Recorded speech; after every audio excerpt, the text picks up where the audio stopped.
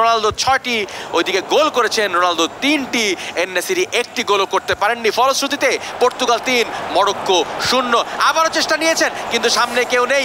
এই জায়গাটিতেই ডিফারেন্স, এই জায়গাটাতে কিন্তু রোনালদো লাস্ট টাইম ছিলেন এবং তার দলকে গোল এনে দিয়েছিলেন।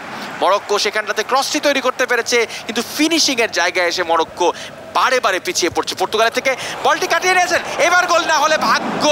চমৎকার, এত খারাপ একটি শট আমরা দেখতে পেলাম এর মধ্যে দিয়ে 90 মিনিটের খেলা শেষ এবং শেষ পর্যন্ত ফলাফল পর্তুগাল 3 মরক্কো 0। মরক্কোকে একা হাতে ধরাশায়ী করেছেন ক্রিশ্চিয়ানো রোনালদো। খেলার এই পর্যায়ে আমরা চলে যাব প্রাইজ গিভিং সেরেমনিতে। Let's go. 3 গোল দিল পর্তুগাল, মরক্কো হলো নাজেহাল। কংগ্রাচুলেশনস টু টিম পর্তুগাল, চমৎকার খেলেছেন। কেমন লাগলো এই দলটাকে হারিয়ে? মজা পেয়েছেন নাকি আরো কয়েকটা গোল দিতে পারলে ভালো লাগতো? বেশি মজা পেয়েছি। আচ্ছা, what do you feel about this whole arrangement? আপনি তো এর আগেও এই মঞ্চে এসে খেলেছেন, what was the overall feeling? এটা দুর্দান্ত। আমার মনে হয় যে আমি কাতারে আছি, কাতারে যেতে পারছি না। এখানে এসে আমার মনে হয় এই গেমারুতে যখন আমি অংশ নিই, বিকাশ বিশ্বকাপ গেমারু, আমার মনে হয় যে আমি কাতারে বিশ্বকাপ দেখছি।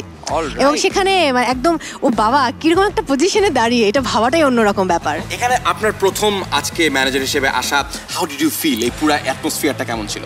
ভীষণ মজা পেয়েছি। যখন খেলছিলাম তখন মনে হচ্ছে আমি নিজেই খেলছি। এক্সাইটমেন্টটা অনেক বেশি ছিল। কথা বলা যাচ্ছিল না because you like so tense.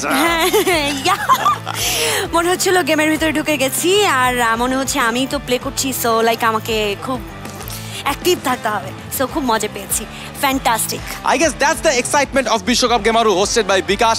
খেলা শুধু কাতারে হবে না, খেলা হবে এখানেও। গেমারুদের নিয়ে এমন আয়োজন কেউ দেখেনি কখনো। দেখা হবে পরবর্তী